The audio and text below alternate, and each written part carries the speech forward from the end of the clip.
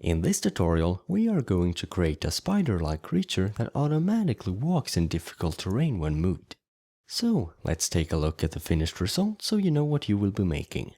There is only one bone visible to the user. Moving it up or down decides how high up the body is. And moving it back or forth triggers a walking animation. Over at our custom properties, we have a few options to change how it walks. Let's look at them in reverse order, starting with the step length. This is simply how large steps it takes. Give it a low value, and it walks many short steps to go the same distance. Give it a high value, and it will take few but large steps. The second property is step height. This is the height of the steps. This is only a preference of style since the legs will never penetrate the ground either way, even if it barely lifts the legs at all. A low value makes the legs follow the ground carefully, and a high value makes it look like it is walking in really difficult terrain. Finally, we have body following ground. This is how much the body is affected by the terrain. With a value of 0, the body looks like a stick, completely unaffected by the ground below. And with a value of 1, it really follows and bends to every bump in the ground. So, that's it. Let's get started. Now in the beginning, we will focus solely on creating a working skeleton for the spider. We won't bother with the mesh or the look of the animal until much later. We will start by creating a single leg before we duplicate it to create the rest. Delete the default objects and add an armature instead. This will become the skeleton of the spider. Name it spider and go to front view or to graphic view. The first thing I always do when I add an armature is to switch to the B-bone display style. As I've said before, this is just a personal preference, so you can pick whatever you like.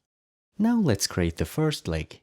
As you can see in the finished result, the leg consists of just two parts, a thigh and a shin if you will, with a single knee connecting them.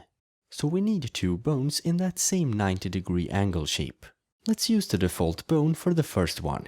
Enter edit mode. It should be pointing to the right, so set the pivot point to the 3D cursor and rotate it 90 degrees. This also affected its roll value, so set it back to 0. Move it 1.5 units up from the ground, and move it 0.7 units to the right to leave some room for the body. Make it 0.3 units longer by moving the tail so it reaches the 2-unit mark in the viewport.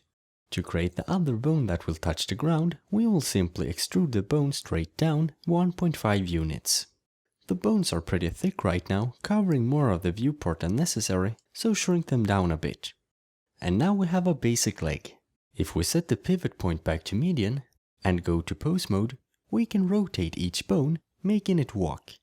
However, controlling a leg like this is very hard when we want it to stand on a surface. The placement of the foot, which is what I will call the end of the second bone, depends on the rotation of both bones.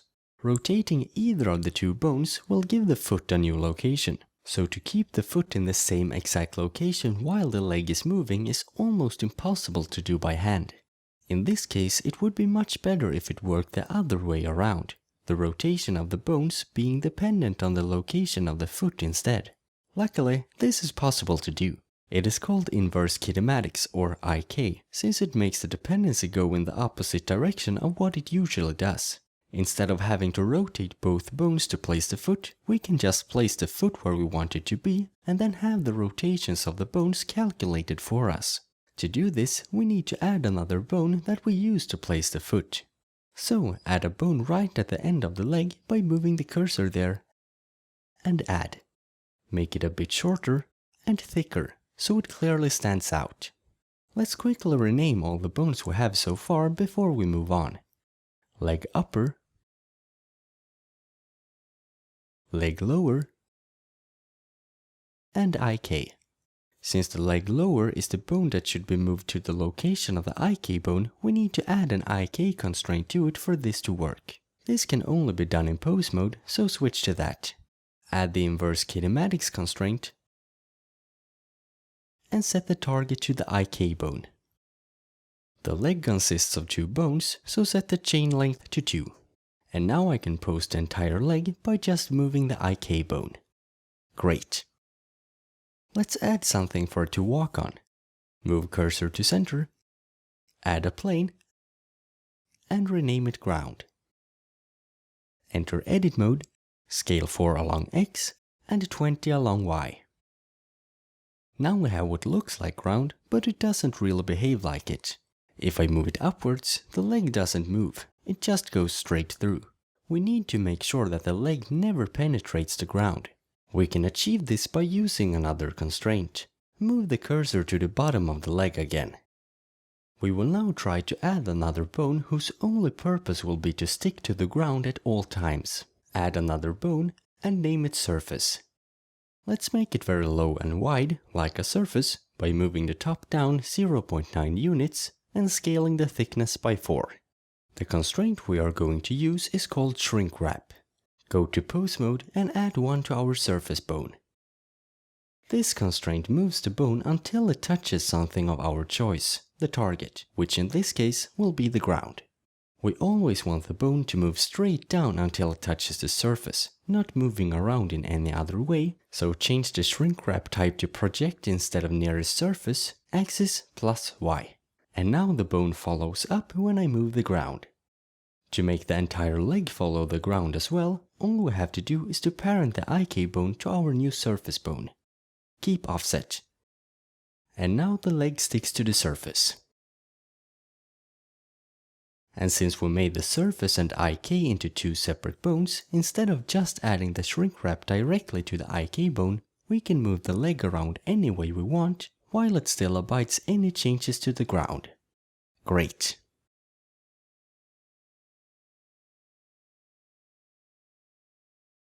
Now it is time to make the leg walk by itself.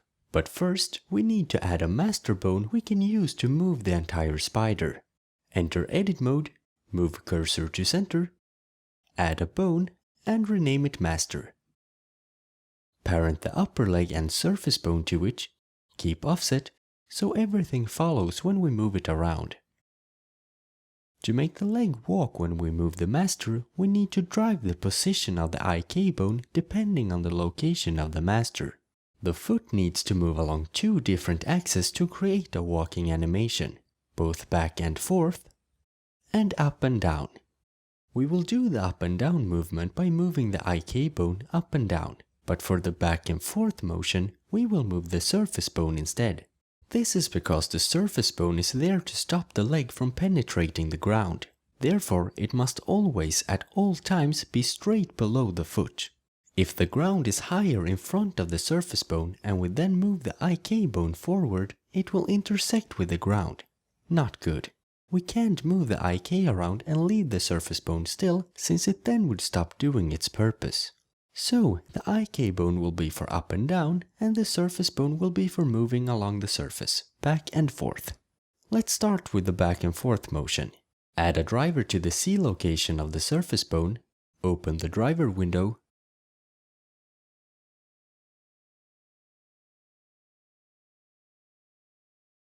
and add the location of the master bone as a variable.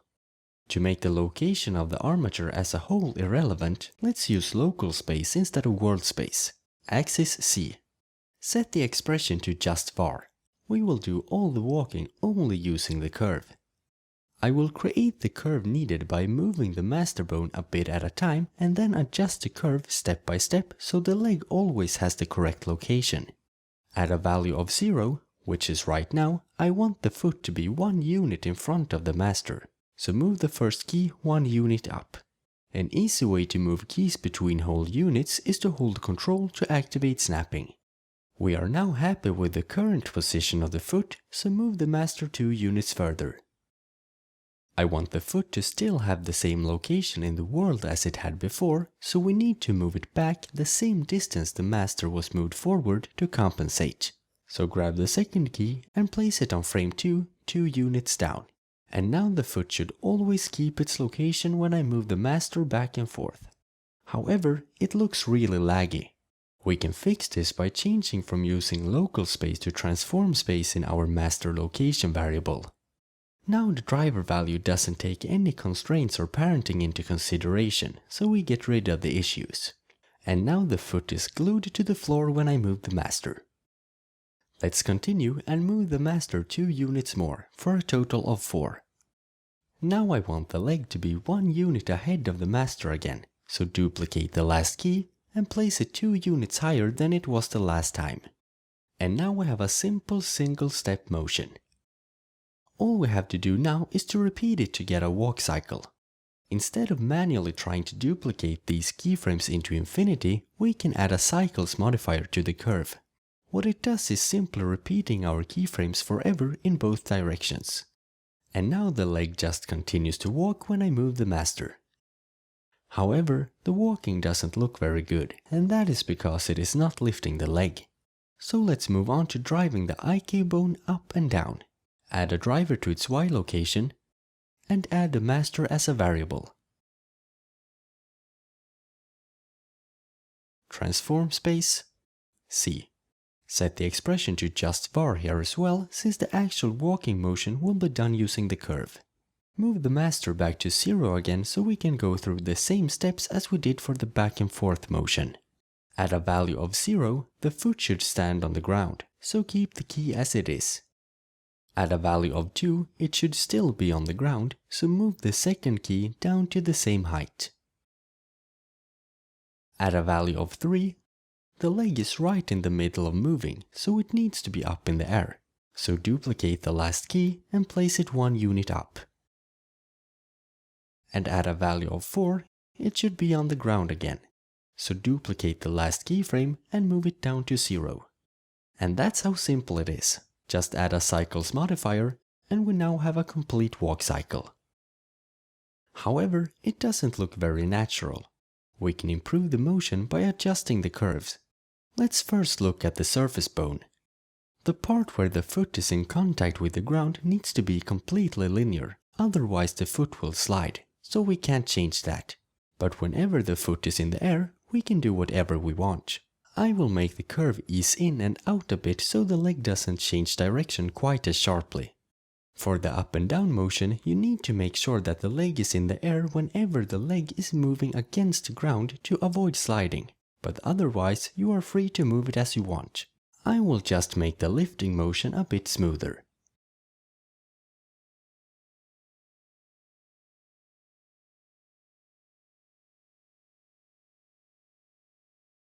And now the walking looks much more natural.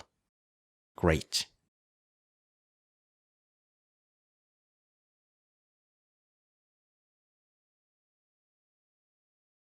Now we will add a couple of controls so the user can change how the leg is walking. First, let's add a property called step height to the armature. This will allow the user to change how high it lifts the leg when it walks. Okay, so we have the control, but how are we going to make it affect the way it walks? Perhaps we can just drive the position of this keyframe, making the curve go higher or lower. Unfortunately, this is not possible. When I try to add a driver to any of these properties, nothing happens. We can't drive the shape of the curve in any way. It is constant. And increasing or decreasing the driver value will only give us a result from another part of the curve, moving earlier or later in the animation. So how can we make the actual output from the driver bigger or smaller without touching the curve? We are going to use the fact that the space of a child is dependent on its parent. If a parent is moved, the local space of the child is moved. But also if a parent is scaled, the local space of the child is scaled. Let's try it out so you can see what I mean. Scale the surface bone along Y, making it flatter. And as you can see, its child, the IK bone, gets flatter as well. This is because the entire space the child is living in has been made flatter. And as a result, when I move the master, the IK bone goes lower. And if I make the Y scale larger than it was, it lifts the leg higher. The driver still gives the foot a location of 1 in local space when it lifts the leg. We are just changing the size of that local space by scaling the parent. So, to be able to choose the height of the steps, we will simply drive the Y scale of the surface bone. Add a driver to it, and add the step height as a variable. We won't need to use a scripted expression for this one since we just want to use the variable value directly, so set it to use averaged value. And now we can choose the height of the step by changing the control. Let's do the same thing for the length of the steps. Add a new custom property and name it step length. It is the surface bone that is responsible for the back and forth movement, so we need to scale its parent to change how long steps it takes. But the parent of the surface bone is the master. We can't scale that or everything will be scaled. To avoid this, we will add a bone in between the master bone and the surface bone, used only for the scaling. Add a new bone and name it walk style. Move it to the side so we can clearly see it, and make it a bit shorter so it doesn't grab as much attention. Parent the surface bone to it, and then parent it to the master, placing it between them in the hierarchy. And now if I scale the walk style bone along C, the foot gets closer or further away. Note that it is important that the bone we use as a parent is placed right in the center along the axis we scale along. This is because the smaller scale the parent gets, the closer the child is moved to it. The location of the parent is what the child will move in relation to. As a demonstration, if I move the walk style bone far away along Y, you see that instead of just shrinking the step length, the foot is also moved away from its position. So we will keep it at the center along Y like it was. To make our control work, just add a driver to the C scale of the walk style bone, add the step length property as a variable,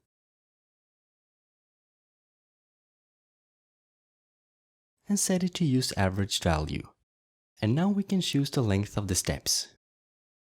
However, if I decrease the length of the steps and then move the spider, the foot is sliding. The shorter steps it takes, the more steps it has to take to cover the same distance. So we need to add the step length as a variable in our walking drivers to compensate for this. Let's start with the surface bone. Add the variable,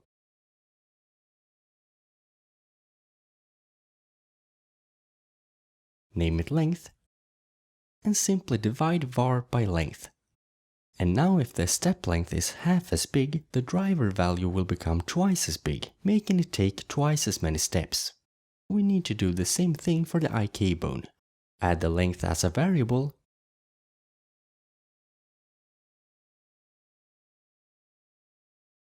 and then divide var by length. And now the leg is walking perfectly no matter what step length I choose. Just to make things a bit more organized, let's move the step height driver from the surface bone to the walk style bone, so we collect both in the same place. First copy the scale driver from the surface bone, delete it, and then paste it to the Y scale of the walk style control. Since the IK bone is a child of the walk style bone as well, just 2 steps down, it continues to work the same. And now we can change the way it walks. Great! Now when we have one leg that is working, it is time to create the rest of the legs by duplicating it. We will start by just duplicating it once, creating one working pair of legs. Enter edit mode and select the leg bones, including the IK and the surface bone. Before I actually copy anything, I would like to prepare the naming. Since up until now there was only one leg, I haven't given it a name that identifies where it is located. I would like to add a .l for left to the end of the names of the bones, so it is clear on which side of the body they are. We can easily add that prefix by just opening the Specials menu and selecting Auto Name Left Right. And now the name of the bones ends with .l. Now for the actual copying. Set the pivot point to the 3D cursor, which is in the center, duplicate them, and scale -1 along X so they are mirrored to the other side. To make the names of the new bones end with .r for right instead of .l.001, we just need to open the Specials menu again and select Flip Names. The upper leg got a weird rotation when we duplicated it, so select it and set the roll back to 0. We are done in edit mode for now, so let's go back to pose mode. The drivers didn't get copied when we duplicated the bones, so we need to do that manually. Let's first copy and paste the surface bone driver,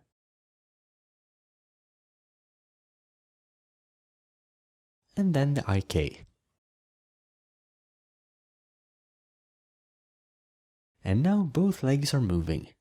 However, they shouldn't move at the same time. One leg should stand still when the other is moving.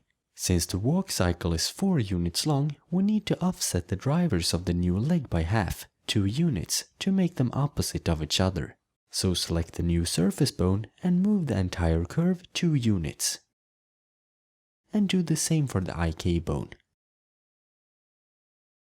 And now it is walking correctly. Great. Now we have one pair of legs that works perfectly. All we need to do now is to copy them to create the 3 other pairs for a total of 8 legs. Enter edit mode and select every bone except the master bone. We need to have one walk style bone for every pair of legs, so I keep that selected as well. This is because, as I said earlier, for the scaling to work, the parent bone needs to be in the center along Y for the bones it is affecting. Duplicate the selected bones and place them 2 units between each other until we have a total of 4 pairs. The drivers doesn't get copied here either, so we need to do that manually. We can start by duplicating the drivers of the walk style bone to the 3 others. Take one axis at a time.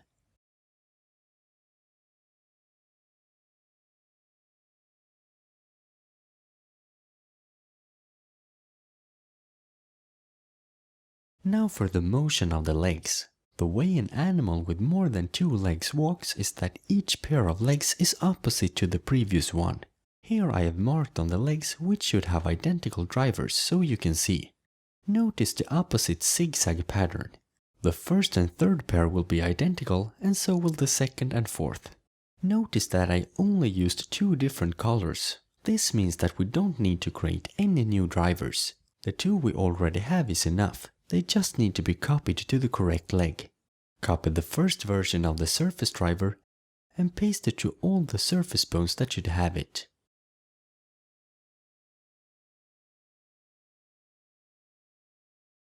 Then repeat it for the second version of the surface driver, pasting it to the rest. And finally repeat for the 2 IK drivers.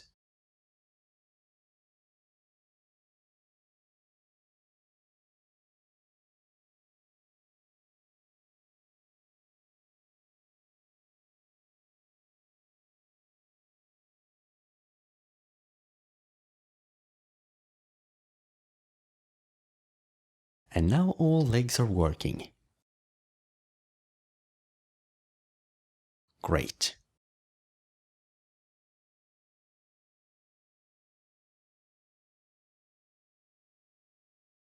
Now I would like to improve the spider's ability to follow the ground. But before we do anything, we need to make our ground plane a bit more interesting for testing. We want to use a displace modifier to make the surface uneven, but for that to work, it needs to have more geometry so the modifier has something to displace. Select the ground plane, enter edit mode, add 4 loop cuts so the faces become square, and then subdivide it 10 times.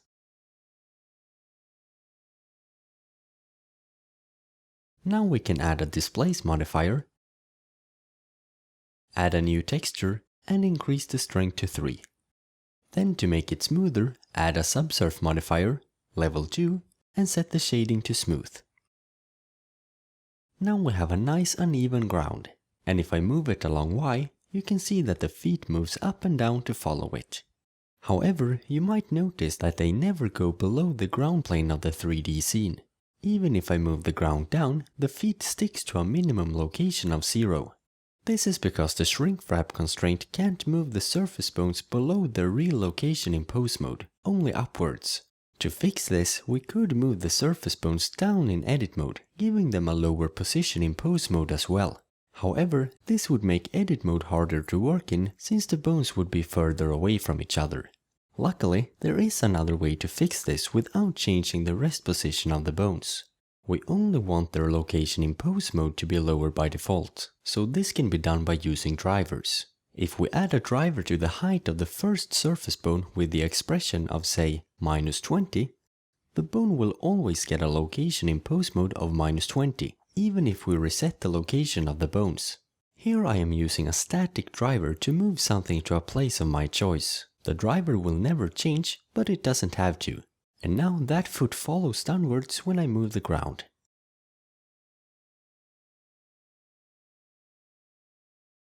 It of course stops when it reaches 20, but that is low enough for me.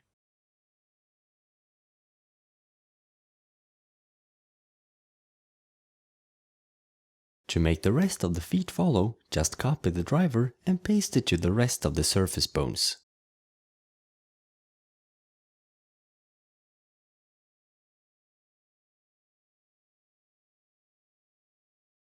And now the feet follows the ground completely. However, I would like to improve how the actual body responds to the ground as well. I can move the base of the upper legs up or down by moving the master, but that's it. The base of the legs always stays in the same location, not looking any different if the ground is flat or bumpy. Let's change this. For the body to be able to bend and become any other shape than a stick, each pair of legs needs to be able to move individually. Now, instead of moving both upper legs of each pair, I would like to give them a common parent I can use to move the entire pair. Add a new bone, name it pair base, and move it 1.5 units up so it lines up with the upper leg bones. Duplicate it 3 times and place one at each pair. Then parent the upper legs to their corresponding pair base,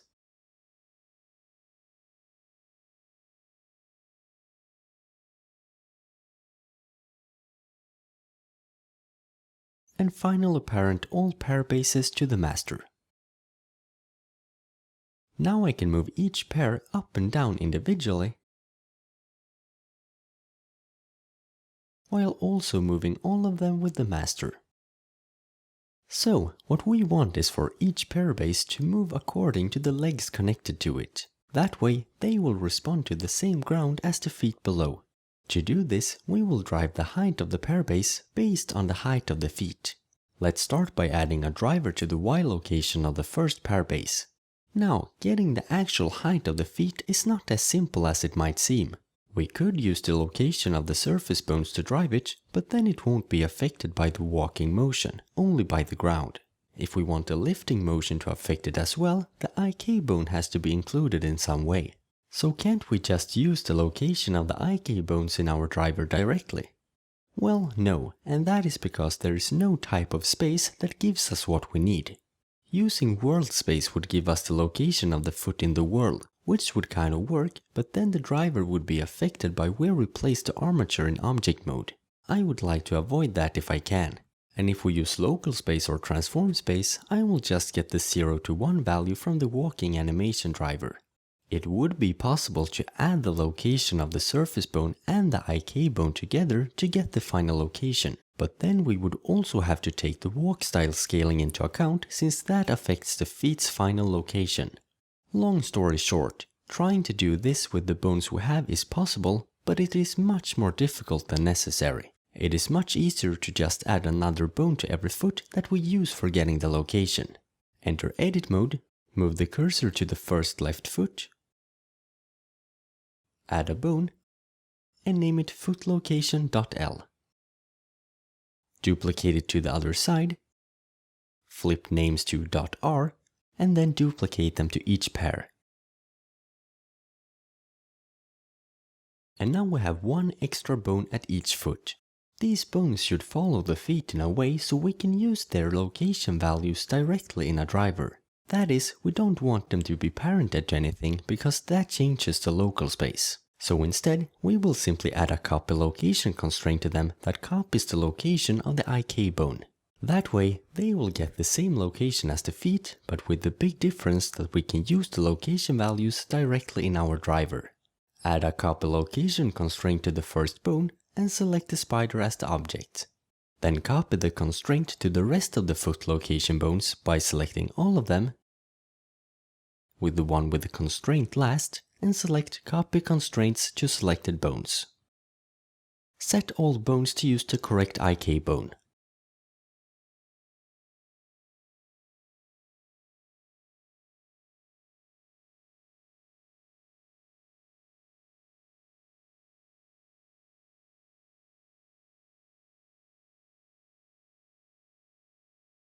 And now all foot location bones follow the feet. We now have what we need to complete the pair base driver. Select the first pair base again and add the first 2 foot location bones as drivers. Local space Y.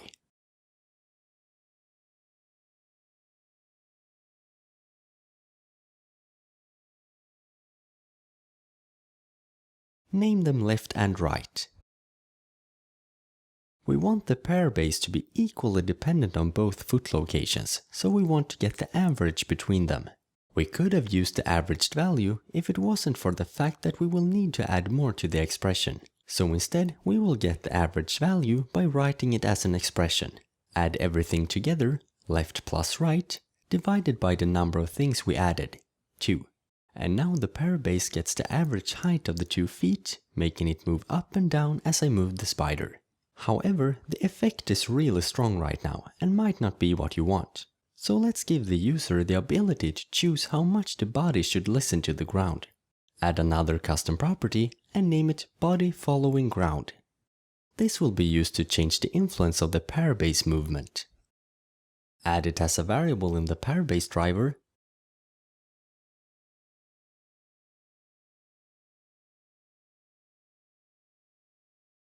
Name it Follow, and multiply everything by it.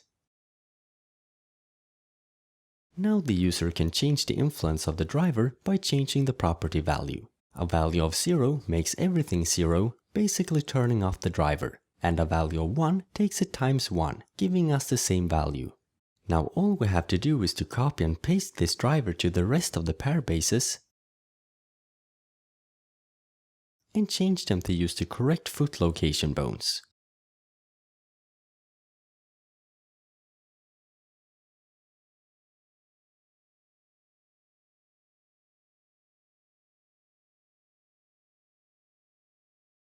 And now the user can choose how much the body follows the ground. Great.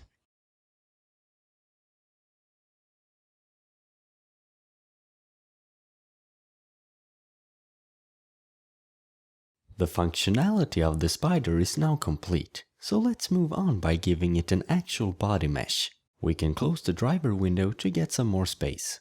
First we need to add a spine to the skeleton. That is, to add connecting bones between all the pair bases. Select the bottom of the first pair base and extrude 2 along Y so we get a bone between the first and second pair base. Rename it Spine and parent it to the first pair base. Then simply extrude it 2 along Y twice more so we get a bone between all pairs.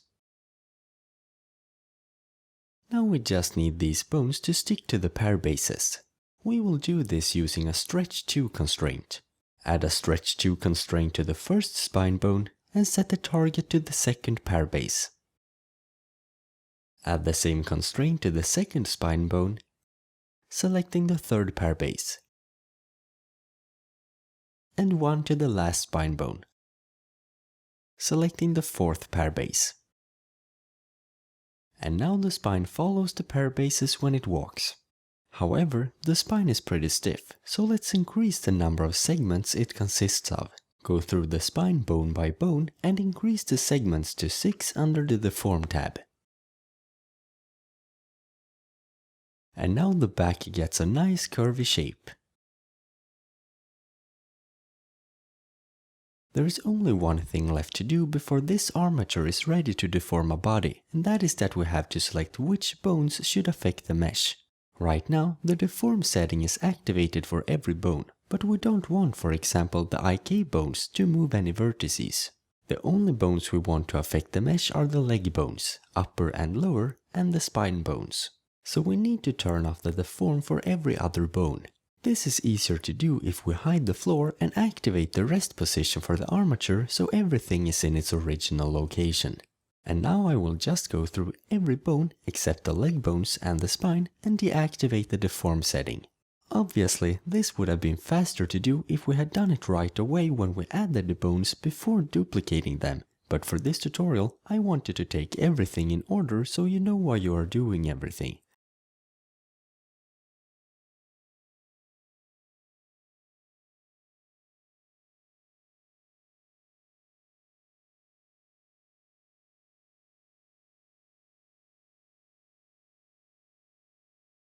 With that done, we are ready to model the actual body mesh.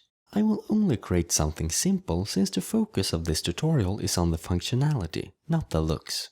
Just like with the skeleton, I will create the mesh for only one pair of legs and then repeat it 4 times for the other pairs. Let's start with the main body part. Move cursor to center and add a cylinder. The default count of 32 vertices will do fine. Change its dimensions to 1.5 along X and Y and apply the scale. Go to edit mode and rotate it 90 degrees so it lines up with the spine. Move it 1.7 units up. We now have the body of the spider. Delete half the cylinder and add a mirror modifier instead. Now we want to add the actual leg, so move the cursor to the knee. Go back to the cylinder again, add a circle, and change the count to 12 vertices. This will become the base of the leg. Go to side view, rotate it 90 degrees along Y and scale it 0.15. Rotate it 15 degrees to make the top and bottom edges line up with the edges of the cylinder. Since this will become the base of the leg, we want it to be against the body. This can be done by snapping the vertices to the surface of the cylinder. Activate Snap to Face, Individual Elements so all the vertices snaps individually instead of as a group. Then simply move the vertices anything along the x-axis, accept the transformation, and the points get snapped to the surface. We want to connect this circle to the actual cylinder, so add 12 loop cuts along the body and remove the 9 faces behind the circle. Now we can connect the circle to the body by bridging the edge loops. Let's do the rest of the leg by simply extruding the circle. Go to front view and change the snapping back to increment. Extrude the circle along X and snap it to the knee. Set the pivot point back to medium point and scale it 0 along X to make it completely flat. Then rotate it 45 degrees so we can easily extrude it down to create the rest of the leg. However, if we were to extrude this down as it is right now, we would not get a round leg. This is because the shape gets distorted when we rotated the knee like this. If we go to top view in wireframe mode, we can see what shape we will get when we extrude the leg. Scale it along Y to make it round again. Extrude it down along C, snapping it to the ground. Scale it 0 along C to make it flat, and then scale it 0.3 to make it skinnier. Finally fill the bottom and turn off the snapping. Now we have a basic mesh, but we can make it a bit better for deformation. Let's improve the knee by adding 2 loop cuts, one on each side, and move them outwards to make the knee more rounded. We can make the fold of the knee a bit skinnier and nicer by turning on proportional editing and scaling it down along X and C. The basic shape is now done, so let's hide the armature. We don't need it as a reference anymore. Let's give the body smooth shading and add a subsurf modifier.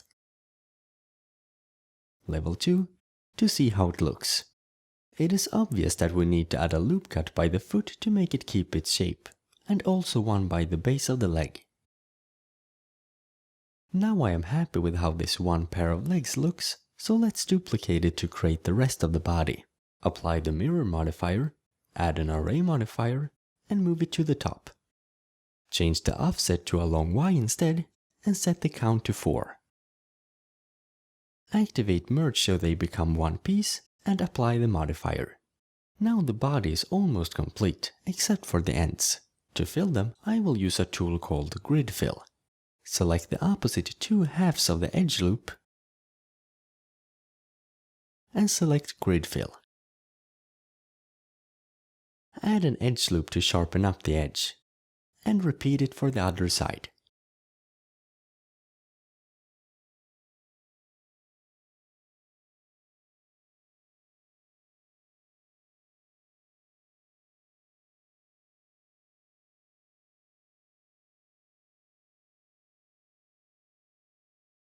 Now the mesh is complete. Let's just give it some color before we call it done. Give the body one color with a separate color to the front so it looks like some kind of face.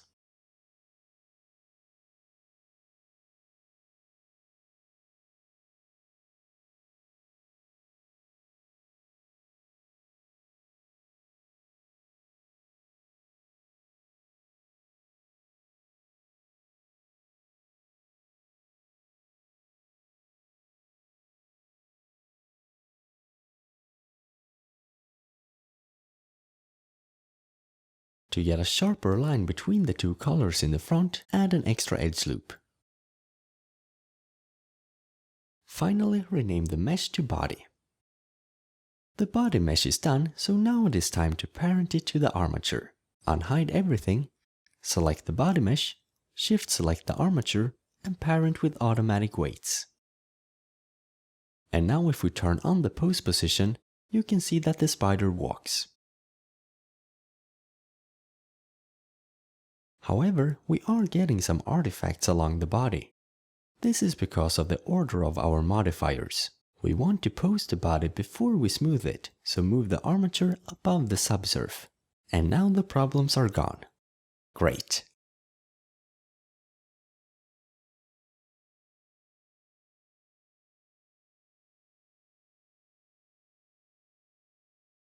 Now our spider is complete. All that is left to do is to improve the usability. First we will hide every bone the user should not touch. In this case, it's everything except the master. We could just move them all to the second layer, but I would like to get a bit more organized by moving every bone of the same kind to its own layer. That is, all IK bones to one layer, all surface bones to one layer, etc. That way, we can easily select what we want to see if we ever were to adjust the rig. So, let's start with the IK bones. To quickly select every bone of the same kind, we can use a tool called Select Similar. It is only available in edit mode, so go there. Select Similar, and it gives us a few options. We want to select every bone with the same name in the beginning, since all the IK bones starts with the letters IK. This is done by picking prefix in the list. Now all the IK bones are selected, so we can move them to another layer.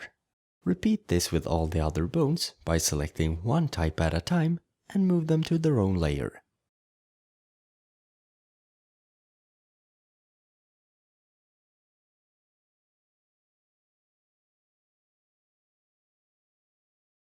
And now we only have the master bone left on the first layer.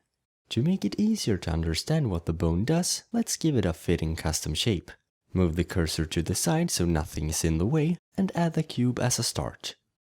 Just like with the ladder, I will just model it without explaining step by step, since it is very simple modeling. First I'm adding a kind of loop that will wrap around the head, showing how it is directly controlling the spider.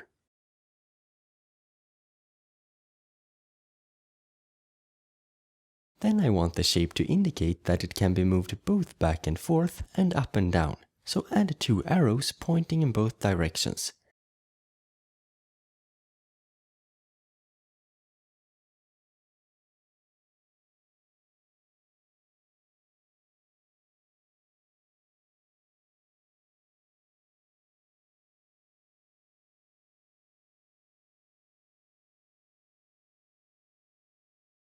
When it is done, just select the new mesh as the bone shape and activate wireframe. The bone is clearly not in the right location, but let's ignore that for now. Move the mesh to the last layer anyway, so it's not in the way. Notice instead how the bone behaves when it is used.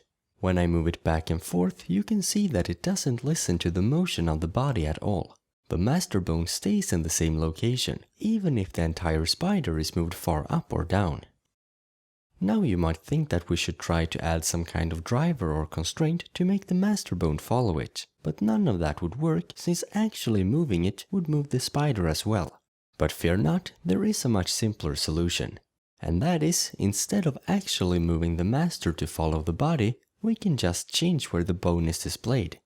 In the bone settings, I can pick another bone where it should appear. If I set the master to be displayed at the first pair base, it will always be displayed at the first pair base, no matter what relocation it has.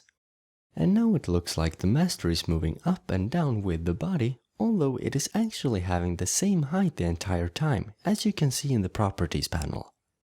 And since nothing is actually moving it up or down, like a driver, we can continue to move it up or down manually as we like. All that is left to do now is to restrict some things the user shouldn't change. The master should not be changed in any other way than moved up and down and back and forth, so lock the rest. Let's lock some things of the armature as an object as well. You can move it and scale it as you want, but it shouldn't be rotated in any other way than around Z, so lock the X and Y axis. Let's also turn off the viewport selection for the body mesh so you can only select the armature. The last thing we need to fix is that the custom property controls are not restricted properly. A step length of 1 is too long since it makes the spider put down 2 feet in the same location, making them intersect. I will shrink the maximum value down to 0.97 instead to give them some room. And since you can't take steps with a length of 0, I will change the minimum to something larger, say 0.1. And now the feet don't intersect anymore. I would like to change the range of the step height as well. You can't walk without lifting your legs, so I will set the minimum value to something larger than 0. Also, I think the highest step height is not quite high enough, so I will increase the maximum value to 1.5. And that's it.